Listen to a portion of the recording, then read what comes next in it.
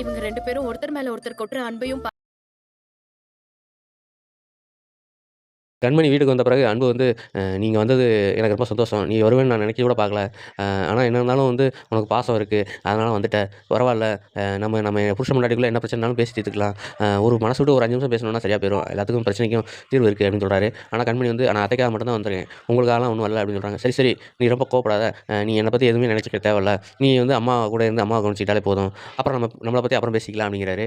இதுக்கிடையில வந்து கார்த்தி பவி எல்லாம் வர்றாங்க. வந்துட்டு பவி சொல்றாங்க, இவங்க 2 பேருக்குள்ள பாண்டிங் வந்து ரொம்ப வித்தியாசமான இவங்க 2 பேரும் அவ்வளோ பாசமா இருப்பாங்க. அத்தையும் கண்மணியும். எனக்கே வந்து ஆச்சரியமா இருக்கு அப்படின்னு சொல்றாங்க. வெளியில வந்த பிறகு அன்புகிட்ட கேட்குறாங்க. அண்ணி எப்படியோ சமாளிச்சு கூட்டு வந்துட்ட. அப்படி இப்படின்னு கிண்டல் பண்ணிட்டு இருக்காங்க. அதுவும் இல்லாம நீ எப்போ கிளம்ப போற? கேசவன் வீட்ல போய் தானே தங்க போற? நான் வேணா உங்க பெட்டி படுக்கையெல்லாம் கட்டி தரவான்னு சொல்லி பவி வேற கேட்குறாங்க. நான் எதுக்கு அங்க போணும்? நீ தான் வெண்ணிலா இருக்கிற வீட்ல இருக்க மாட்டேன்னு சொன்னியே. அது அப்போ இப்போ அப்படிலாம் கிடையாது. கண்மணியே இங்க இருக்கா. கண்மணி இருக்கிற இடத்துல தான் நான் இருப்பேன் அப்படின்னு சொல்றாங்க. கண்மணி வந்து அன்போட அம்மாக்காக தான் வந்தாங்கங்கிற விஷயத்த வந்து அன்பு வந்து இப்போ கூட ஓப்பனா சொல்லல. அ பாட்டியும் கண்மணியோட அப்பாவும் வந்து கடுமையா பேசிட்டு இருக்காங்க. இவ வந்தது நல்லது தான். ஏன்னா வந்து சமையலு, அவள கவனிச்சுக்கிறதுக்கு ஒரு ஆளா போட முடியும். இவ வந்து பார்த்துக்கிட்டு சீக்கிரம் குணமாயிருன்னு சொல்லியிருக்காங்கல்ல. குணமாயிட்டா அதுக்கப்புறம் நான் வீட விட்டு தொரத்தி விட்டுறேன்னு பாட்டி சொல்றாங்க. இங்க வந்து கண்மணி கிட்ட அன்போட அம்மா வந்து எதுவும் சொல்ல வராங்க.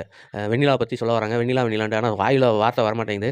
அவங்களும் என்ன சொல்ல வரீங்கன்னு கேட்டுட்டே இருக்காங்க. அத பார்த்த அன்போட அப்பா வந்து, "நீ சும்மா இருக்க மாட்டியா? அவளுக்கு தான் பேச்சே வராது. அவள போய் ஏதோ பேசு பேசுன்னுட்டே இருக்க. அதுவும் இவ்வளோ சீக்கிரமா பேசு பேசுன்னா அவ என்னத்த பேசுவா?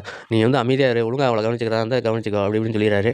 வெண்ணிலா அப்படின்னு சொல்லி வார்த்தையில சொன்னாலும், சிவகாமியால வெண்ணிலா என்ன பண்ணாங்கன்னு விவரிச்சு சொல்ல முடியாது. அந்த சிச்சுவேஷன் தான் இப்ப இருக்காங்க. அதனால கண்மணிக்கு வந்து இப்போதைக்கு இந்த விஷயம் தெரிய வாய்ப்பு இல்ல. நீங்க என்ன நினைக்கிறீங்கன்னு சொல்லி கமெண்ட் பாக்ஸ்ல கமெண்ட் பண்ணுங்க. Thank you.